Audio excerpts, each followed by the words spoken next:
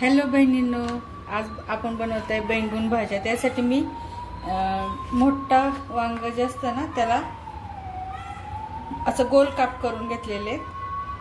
त्याच्यात मी टाकलेला आहे थोडासा रवा, थोडा गरम मसाला, थोडी हळद आणि थोडंसं तूप। आता हे मी सर्व लावून घेणार आहे याला आणि मग नंतर ह्याला भाजून घ्यायचं तेलात। त्यासाठी मी सामग्री घेतलेली आहे। चॉप केलेला एक 2 कांदे, 1 टमाटर, 1 शेंगदाणे घेतलेले थोडेसे भाजून आणि थोडेसे काजू, कढीपत्ता। आता आपण सर्व मसाला लावून घेतलेला आहे। माझ्या हे रेसिपी मध्ये बंगाली आणि महाराष्ट्रीयन ट्विस्ट असणार आहे। नक्की माझी रेसिपी पहा, इतकी टेस्टी लागते ना, जसं काही फिश कसं लागतं तसं लागतं। आता आपण तव्यामध्ये तेल टाकून घेऊया आणि आपण हे जे वांग्याचे काप बनवलेले ते तळूया। वांग्याचा एक गुण असतो की ते तेल सोकत नाही। जे लोक डाएटवर आहेत त्यांनी टेन्शन घेऊ नका बिलकुल, कारण हे तेल खालीच राहणार आहे आणि फक्त आपलं वांग भाजलं जाणार आहे। तर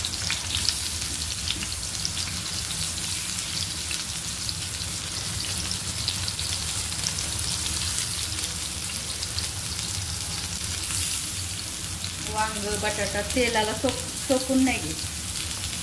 आपण बटाटा पण तळला ना कधी तर ते तेल तसंच राहतं आणि फक्त ते आपली भाजी तळली जाते।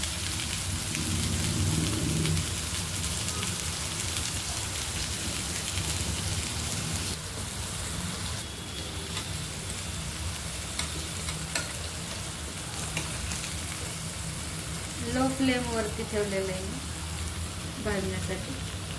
आता आपण पलटी करून घेऊया। असं 2-3 वेळा पलटी मारायची। क्रिस्पी भाजून घ्यायचं एकदम वांग। हे वांग आहे भरताला जे वांग असतं ना ते वांग आहे। त्याचे गोल काप करून घेतलेले।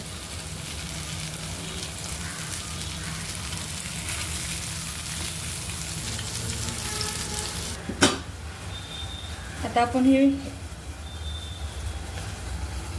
आपण हे वांग क्रिस्पी भाजून घेतलेलं आहे। आता आपण फोडणीची तयारी करूया। हे बेंगोली टाइपचं बैंगन भाज्या, पण मी त्याला महाराष्ट्रीयन तडका देणार आहे। आता आपण तेल टाकून घेऊया थोडंसं कढईमध्ये।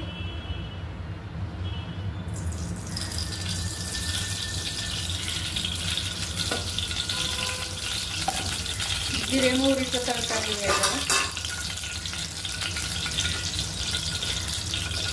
1 चमचा जिरे, 1 चमचा मोहरी, थोडासा कढीपत्ता आणि अद्रक लसूणची पेस्ट।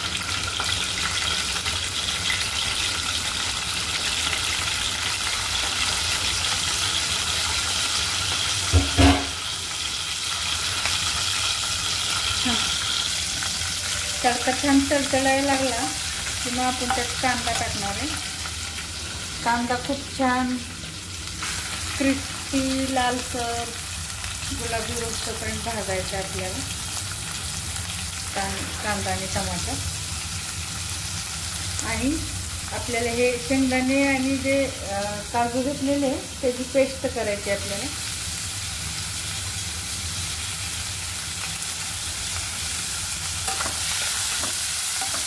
खूप टेस्टी लागतं हे वांग। त्याला बंगाली लोक बैंगन भाज्या बोलतात, पण ते ॲक्च्युली फक्त असा मसाला लावून असंच खातात ते। पण आपल्या हे बेंगोली रेसिपीला महाराष्ट्रीयन तडका आहे, त्याच्याने त्या भाजीचा स्वाद अजून जास्त वाढतो।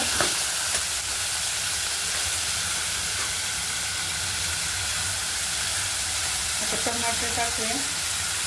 टमाटर टाकल्यानंतर मीठ टाकायचं, आता ते पाणी सोडतं ना, ते सर्व पाणी मिठाबरोबर ते पाणी सुटलं जातं आणि परत मग नंतर ते पाणी पूर्ण आटवून घ्यायचं।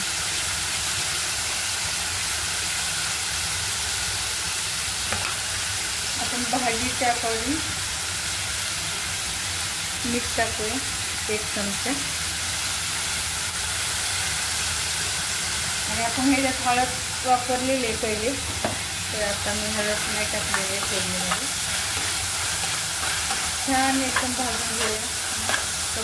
काजू आणि शेंगदाण्याची पेस्ट तयार करतो. आपला कांदा आणि टमाटर खूप छान भाजून झालेला आहे. आपली फोडणी एकदम अशी म्हणजे हे ना मॅश व्हायला पाहिजे असं पूर्ण.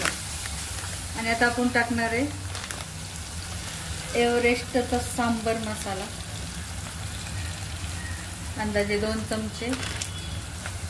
लाल तिखट टाकणार आहे आपण, अंदाजे 2 चमचे टाकूया. तिखट ज्याला जास्त आवडते त्यांनी जास्त पण टाकू शकता. मी पोहे खाण्याचा चमचा वापरते, त्याच्यामुळे मी 2 चमचे टाकते.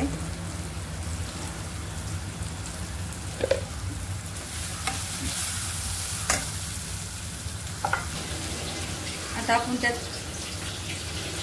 ही वांगी टाकून घेऊया.